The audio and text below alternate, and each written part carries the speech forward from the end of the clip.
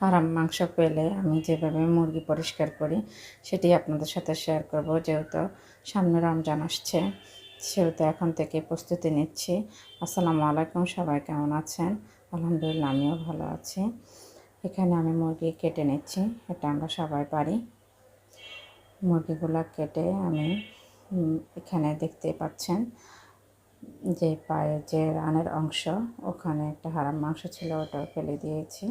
আরেকটা আছে, ওটারও আমি সেমভাবেই হারাম মাংসটা ফেলে দিব।